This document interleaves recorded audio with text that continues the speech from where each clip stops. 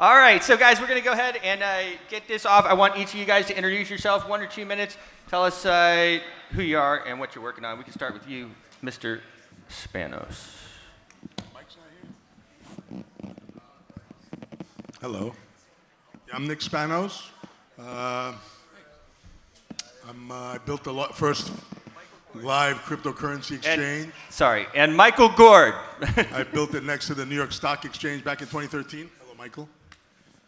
I am the inventor of the multi-branch blockchain voting. I've been in political data since the 80s. I built a computer in 1978 with a soldering iron, and a lot of other stuff. Here I am over here today with you guys. What do you want me to say? Huh? I don't know what else to say. All right, good morning, everyone. My name is Sascha Grumbach. I'm originally from Berlin, but live in Switzerland.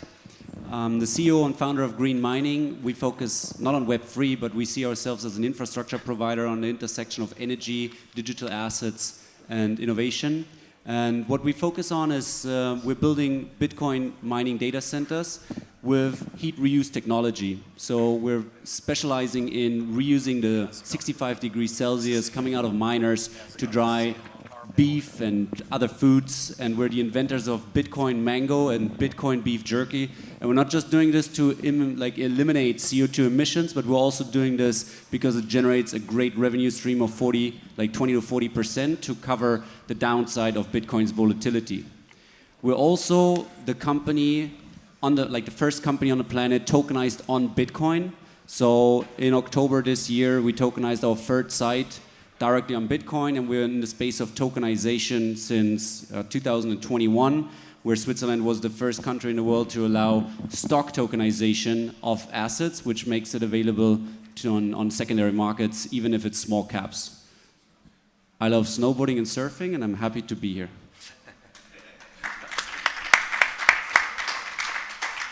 Hello, everyone. First, thank you, Anthony, and thank you all the gentlemen and ladies coming here. It's an honor to be here with you. I'm a co-founder of Web3.1. I'm a data scientist. We tokenize oyster and the measurement and nutrient credits is tradable and measurementable. Thank you. Good morning, everybody.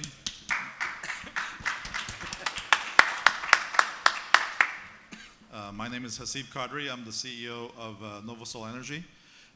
We are a next-generation vertically integrated renewable IPP, and we're evolving to bridge and build the Web 3.0 infrastructure economy on top of old world assets.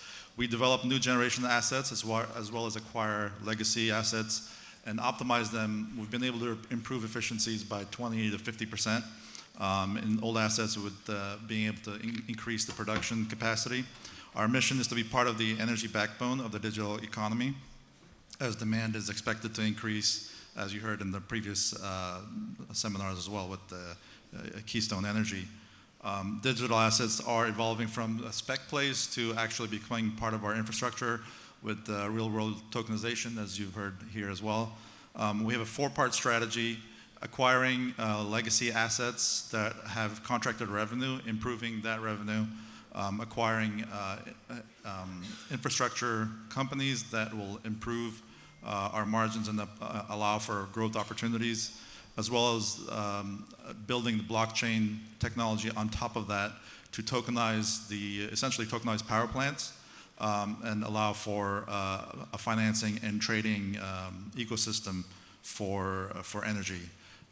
And lastly, to be part of the AI-enabled microgrid infrastructure. Our execution strategy allows for our investors to minimize risk with actual cash flow positive revenue generation assets, and also increase with the growth opportunities with the demand of essentially old legacy or old infrastructure, as well as the booming AI and the blockchain Web 3.0 economy. Thank you.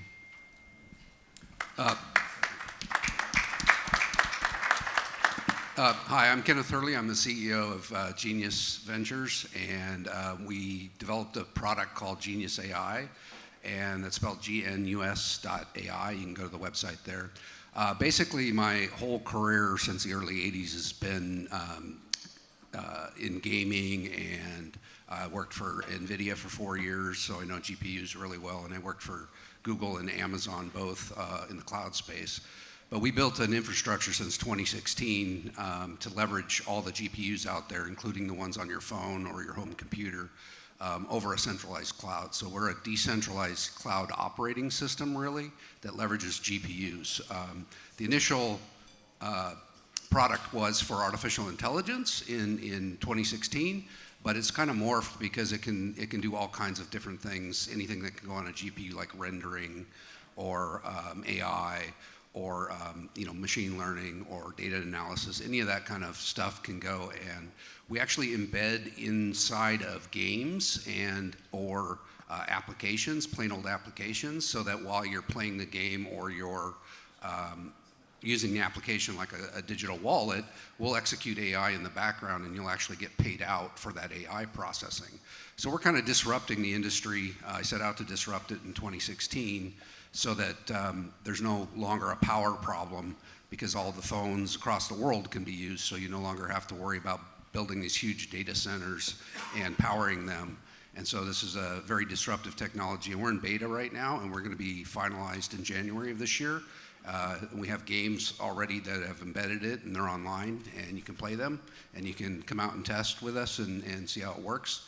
And this allows also the artificial intelligence processing fees to come down by about 90%, because we no longer need electricity and we don't have any capital expenditures because we're using everybody's hardware. And we have very, very little operating expenditures. And so I built this solely myself, funded everything for the last 10 years on this. And so you're welcome to kind of check it out, but I'm here to kind of talk about Web3 and the future of that.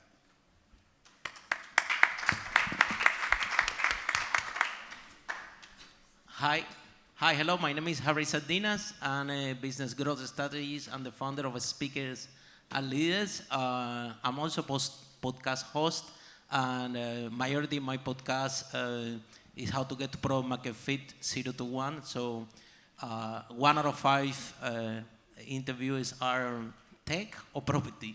We illustrate from this data that tech and property are the right vehicles to build wealth. So I'm involved in helping tech companies to grow, and I've been involved in procedural 3D modeling in terms of game productivity in the creation of content, right? I think that we have a challenge with the Web3 and the metaverse in terms of quality. If it was a AAA game, everybody would be engaging with it.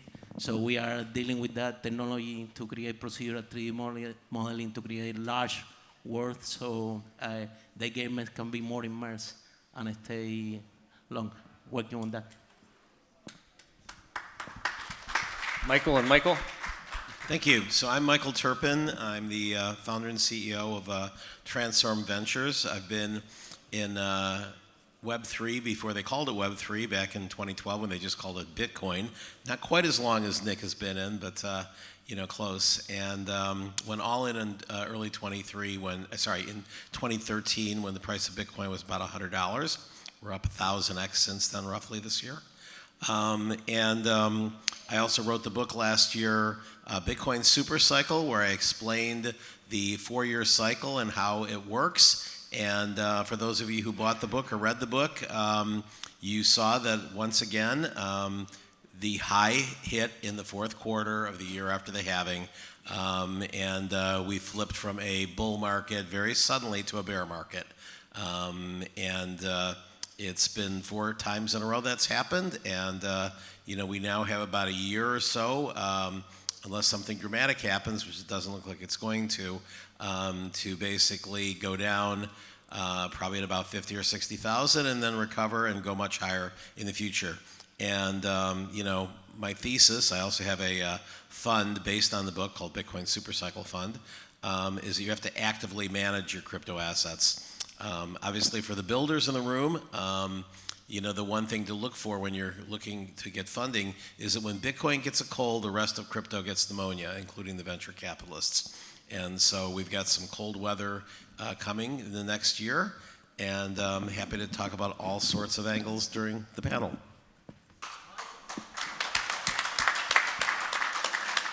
And Michael Gord. I'm Michael Gord. I'm a serial entrepreneur, investor, early adopter of digital assets. Also been building blockchain businesses for over a decade, similar to Mike and Nick. Just before, I'm hopeful actually that this cycle is different from previous cycles, and that we're actually I did read the book. We're actually in a 5-year monetary cycle. Anyways, we can discuss that. But I'm the founder and CEO of the GDA group of companies. We're a prop capital firm focused on blockchain adoption. And yeah, that's a bit about me. Awesome. My primary focus now is putting billions of dollars of real world assets on chain and then layering it into culture to create viral markets for real world assets and stable markets for culture. Amazing. So we're going to go ahead and kick this off, and I did share some of these with everybody. I'm going to start with drawing on your experiences in founding blockchain ventures and energy firms. What roles do you see AI, which is so hot, right? I mean, AI. Does anybody not use AI every day? Like, right? Like, we all use AI every day. Like, it's really amazing what impact it's having. So I'll say it again, drawing from your experience, what role do you see AI and multi-branch blockchains technology playing in enhancing security and scalability in Web3 by 2035? Do you want to kick us off, Mr. Turpin? Sure. So we have a choice as AI develops and agents start making your purchases for you, both in a corporate and a personal environment. Do you want to have all your data owned and scrapable by OpenAI, Microsoft, Elon, et cetera? Or do you want to own that data, and do you want to have the cost of it be in fractions of a penny through stablecoins, or do you want to have hundreds of transactions a day go through your traditional banking rails and PayPal? And that's what decentralized AI is about. I think there's some great investments right now because some of the things that just soared in late 23, early 24 are now like ridiculously underpriced, and I think there's going to be a lot of capital innovation coming in and financial innovation in the next couple of years. I'm an early investor in Morpheus, which also spun off Venice AI. Eric Voorhees, who's one of the icons of the early Bitcoiners, and now is becoming a really top developer in decentralized AI with the Venice platform. And I'm excited about what's coming ahead. I also have an investment in a company called DexTrader.ai, which uses agents to go and automatically turn your strategies into profitable trades, and it'll analyze 100,000 smart contracts a day. So specifically on AI, and just for some context, I'm also an early investor into Fetch, SingularityNet, and Singularity DAO, which are 3 of the top blockchain protocols focused on AI. We also co-founded with Montreal AI Fund Manager, which is top jurisdiction in the world actually for AI now, which is fun as a Canadian. I'm from Toronto. That is focused on decentralized AI. And to ideally take some market share away from these centralized institutions that are currently dominating AI and capturing our data. The thing I'm most excited about with decentralized AI is the ability to add privacy, which Mike also touched on a bit, into AI, so you can have either closed brains or you can have open brains with the option to have private conversations. So I think that's something that's going to be needed as we all have a lot of data on, in LLMs and on chain. In our brains. Well, we're at a very interesting time in humanity, and I believe that the machines are going to be trading crypto, of course, and because there's really no other way. It's going to move so fast. It's moved so fast right now. We have agents right now that pay each other. My devs have agents that pay each other when they need one person who's specialized in one certain area, and another a dev that built an agent in another certain area, and we have them paying each other in a stable coin that we created. And for the bots and robots. We even have a robot that gets paid to do stuff. So what's the financial tie-in? You know, we're going to be a little bit slower than what the machines can do, of course, and we're going to try to keep up to the machines with our machines, and I'm not sure how that's going to work out for everybody if you're not in really deep right now. So, of course, you got to keep your own data. You should download your own models. You can go to LM Studio and download any, one of the models that'll fit on your machine and run it locally so you can say whatever you want to it and not get in trouble or not get, I don't know, maybe later the thing's going to do something to you because your data's out there. So that's a really big concern lately. My biggest concern is government using AI in different ways, maybe for weaponization, controlling weapons. That's not too good for humanity. But what are we going to do? It's a technology. Everyone in the room is using AI, so it's not like it's something that's not going to happen. It's happened already. Everything's happening at a lightning pace, and I know everyone's trying to figure out where they fit in all this.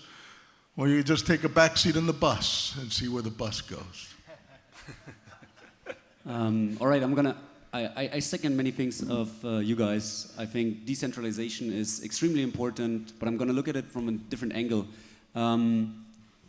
So how AI from a software perspective needs to be governed and decentralized, we believe that the same is true for the infrastructure. So if you look at where your data is hosted, where your LLMs are being hosted, you at one point in time may not be able to have control over it. So owning your own data centers, be it small scale, mid scale data centers where you operate the operations of your own companies or the production of your own sovereign asset, which is Bitcoin, is becoming more and more important. We've gone through building Bitcoin mines in the Middle East, in Iran, in Russia, Kazakhstan, the China ban. So there have been countries that from one day to the other decided no more in my country. And this may happen with AI or other Web3 technologies as well. So we believe that it's becoming crucially important to own your own compute power, be it for algorithms inside of your company or be it to produce Bitcoin itself. And that's why we actually focus and specialize on setting up these medium-sized data centers to produce Bitcoin for investors as well as family offices. And the second thing that I want to mention is I think we're very early in the cycle of what AI, Web3, decentralization, and the merge of blockchain technology will bring. And I think it's going to be very important to think of also the proof of work, proof of stake kind of challenges, because I personally think that we're not truly decentralized if we're looking at proof of stake solutions, because effectively capital is reoccurring capital and therefore bringing in other challenges. Anyway, that's my 2 Satoshis. So I think after decades, the AI will be monitored the blockchain system.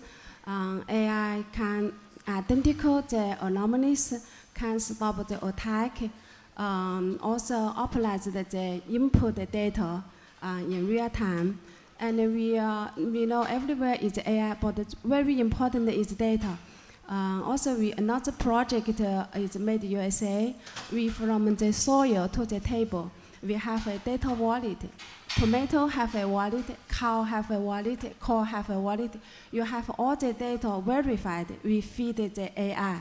So in future, the AI, different AI do different job. So AI will be monitored system as have positive the AI. Thank you.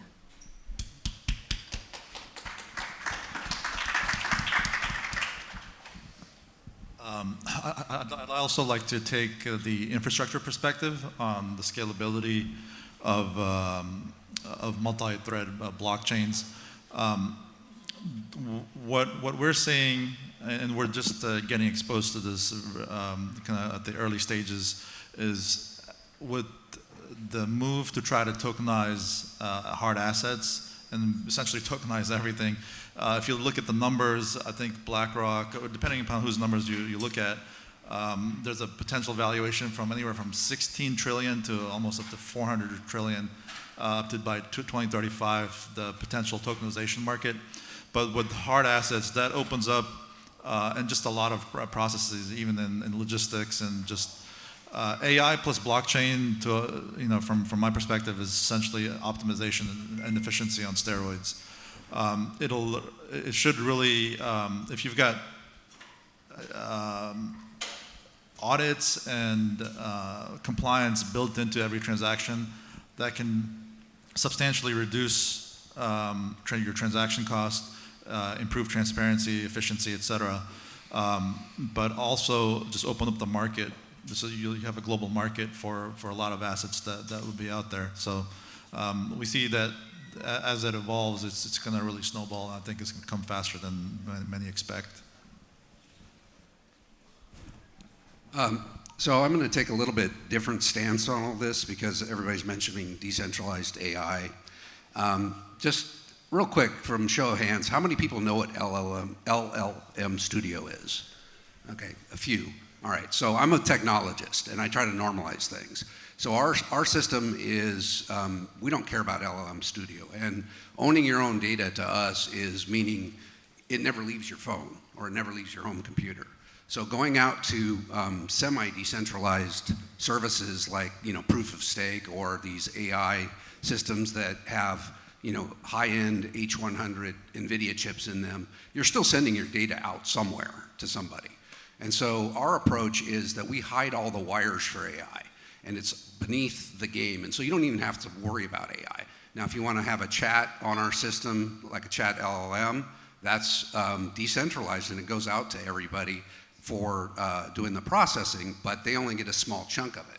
And so our system is really, really decentralized, meaning that we do not have any servers that are needed on AWS or Google or even somebody's high-end GPU. And the other thing that this brings to the table is that somebody in Africa, which they have phones over there, they have mobile devices, can actually have access to AI. And with us, we pay them out for the usage of their phone and their GPU. They can turn around and use that to go to the doctor or buy food. So we're actually having a great impact across the world in a truly decentralized system. And I'm familiar with the other things like Eric Voorhees project and things like that. I've been talking with those guys for a few years now. But I am in the personal opinion that that's all a mistake to kind of sort of centralize or sort of decentralize everything.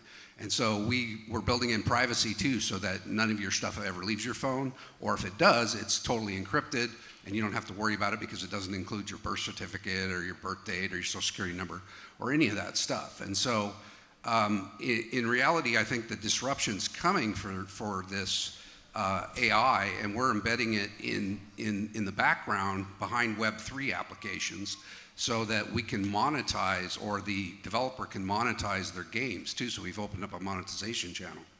And so I really think that everybody's focusing on, the power consumption, and that's a very short-term thing for AI, because my vision of the future, which I've had since 2016 actually, is that that's going to become not a problem anymore. If you decentralize everything and somebody's powering their phone in Africa from the sun, you don't need a nice big energy infrastructure over there in Africa, because you're decentralized the energy.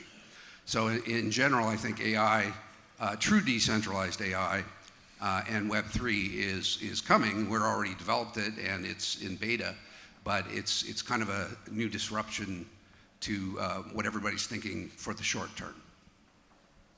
Hi, in terms of Web3, I would like to share that the biggest challenge that we have in the Web3 and the metaverse is the creation of high quality content. It consumes a lot of power, and I think that if we can create like a metaverse that it have high quality, like a AAA game, we all will be immersed there. The challenge with that is that demands a lot of computer power, and I think this is where AI came to play, because doing procedural 3D modeling, incorporating AI, increase the productivity, and you can create high quality 3D worlds at very productive, and that save consumption of energy. And very soon, thanks to AI development, we will have that metaverse that at the moment is like a challenge because it have low quality, very soon we will see a really, really high quality AAA metaverse thanks to the progress that little by little have been done in AI in that sector, which is save a lot of energy in computer power. We will need less computers. Amazing. Yeah, all good insights. So we are on a time schedule, of course, here. So what I want to do is let's start on this end, and we'll go to this end. And I just want you to let everybody know, what you're looking for. Are you looking for projects? Are you looking for people to invest? Are you looking for connections? And how people can get a hold of you. You can go ahead and start. Yeah, see, one of the companies that are involved is 3D, so it's procedural 3D modeling at larger scale and high quality. And yeah, we're looking for to scale up and to partner with large content creators. I think that we need to give a space to the creators to develop, and our mission is just create a framework and the tool so they can do so. And how do people get a hold of you? To my podcast, harrysadinas.com/podcast. Great. Yeah, so we just started to raise a fund, and raising the fund is for scaling in certain verticals, including gaming, and we're going to be embedding our AI system in the background of a streaming application. And so we're putting together a fund to basically acquire some companies and to build these different infrastructures. And we have a deal in the Philippines right now for 200,000 AI nodes on set-top boxes. And so we really are raising funds to get onboarding these nodes and things like that for the whole system. We're going to launch in January despite that, but we're going to either slowly roll out the new verticals, or we're going to raise some funds to make it more quick and do things in parallel. You can get a hold of me at genius.ai, gnus.ai, and my email is just ken@genius.ai or Genius Ventures. That's the main funding arm for all this. And we're we got so many people signed up. We had 2,000 game developers sign up to integrate with our system last year, that we're kind of have to beating them off with a stick because there's so much demand for us to white glove their systems, because we open up a monetization channel for them and they don't have to do any work, and they really like that. And to his point, just really quickly, the gaming industry, I've been in the gaming industry since the early 80s, and I've written a bunch of games, and probably about 20 on my resume. And in general, 99% of the games are not AAA games. They're things like Angry Birds and things like that. And so we're targeting those type of games because we give them a monetization channel. We're looking to raise about $25 million in acquisition capital, flexible capital. We have over 4 acquisition targets that we've already got are under LOI, and we're looking to acquire. These are all cash flow positive generation assets, so the risk is pretty minimal. Again, hard assets. Some of them have real estate assets along with the generation assets, and we are able to increase the revenue of those assets just by some upgrades and efficiency improvements. So that's what our ask is. And how do people get a hold of you? NovoSolEnergy.com. My contact information is on there. Great. Thank you. So we are looking for scientists, investor, and then partner together, and then make the food more healthy and then trackable. And our company made in USA is already listed. We welcome and join us. Thank you. Our team has in total built more than 500 megawatt in data center and energy infrastructure. And with our newest company, which went live 2022, we've built 3 data centers, out of which we sold 2 already. The third one is producing between 15 and 50% ROI per year to our investors. And we're looking for 3 things. Number 1, we're open to partner for projects between 10 and 100 megawatt, where we have the energy available between 2.8 and 4 cents per kilowatt hour on the global south. We're secondly open for energy partnerships, so wherever you have energy available that is somewhere between 2 and 4 cents, we're happy to talk. And number 3, we're just leaving pilot stage with that new company, Green Mining, and we're open for a Series A or like seed Series A of $12 million. And how can you find me? I'm on LinkedIn, Sascha Grumbach. Otherwise, our website is greenminingdao.io. And feel free to reach out to Dusan or Anthony to be connected. So we have a lot of projects. Model databases for 344,000 different AI models on there. Gen.ai with a J, Jen.ai, that's one of my things. I don't know, there's dozens of projects. I'm usually burning my own money, but if anyone wants to help burn some money, cryptos.com. I'm about to launch. It's going to be the mecca of all cryptos in the world. Am I allowed to say that? I don't know. I'm not a good promoter of my own stuff, but nickspanos.com. Check it out. To find me, my website's gda.group, or I'm on LinkedIn, Michael Gord. I'm looking for long-term strategic partners, co-investors, and my primary focus, I mentioned at the beginning, is we are creating viral markets for real-world assets by layering gold, carbon, silver, commodities into culture to usher in a digital treasure hunt, bring tens of millions of people, hundreds of millions of people into the real-world asset space through games and culture. And so I'm involved in a number of different things. I still selectively take on advisory work. We do have the Bid Angels Network, which Joyce Chow in the audience runs in 30 cities now, in the Tokenized Conference, which will be in Las Vegas for the Global in April, and then Caribbean in Puerto Rico after the Bid Angels cruise in March. She also helps me rent out the Mike Tyson mansion in Las Vegas, which is pretty cool. I bought it with a $10,000 Bitcoin a few years ago, but it's a really sweet little place where he kept his tigers, and we rent it out for events and live there when we're in Vegas. But my main focus right now is my fund, Bitcoin Supercycle Fund. It's bitcoinsupercycle.fund. You can't get into it without an introduction, and so it's password protected right now. But you can find me, I'm at Michael Turpin, Terpin, on Telegram, on LinkedIn, on pretty much everything, on Twitter. And we've got about 40 million right now that we're onboarding into the fund. And the whole idea is sell high and buy low and follow the cycles.